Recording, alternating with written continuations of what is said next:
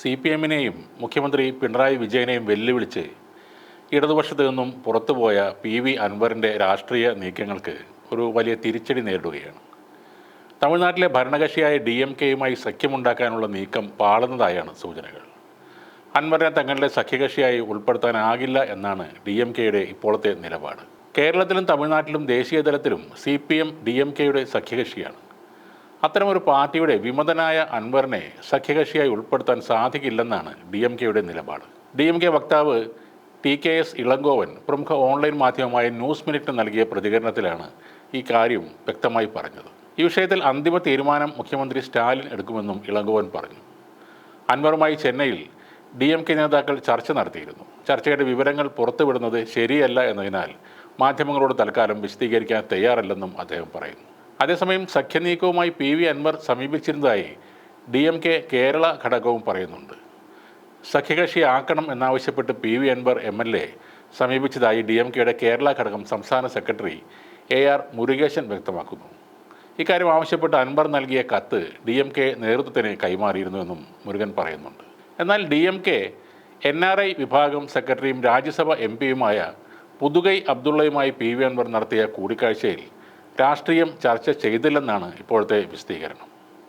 അൻവറും താനും വളരെ കാലമായി അടുത്ത സുഹൃത്തുക്കളാണെന്നും തങ്ങൾ തമ്മിലുള്ള കൂടിക്കാഴ്ച സൗഹൃദപരമായിരുന്നു എന്നും പുതുകൈ അബ്ദുള്ള വിശദീകരിക്കുന്നു.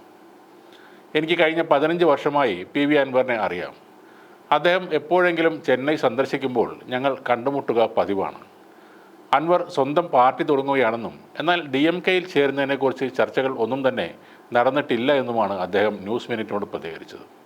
PV അൻവറിൻ്റെ പുതിയ പാർട്ടിയുടെ പേര് പ്രഖ്യാപിച്ചിരുന്നു. ഡെമോക്രാറ്റിക് മൂവ്മെൻറ്റ് ഓഫ് കേരള എന്നാണ് അദ്ദേഹത്തിൻ്റെ പുതിയ പാർട്ടിയുടെ പേര്.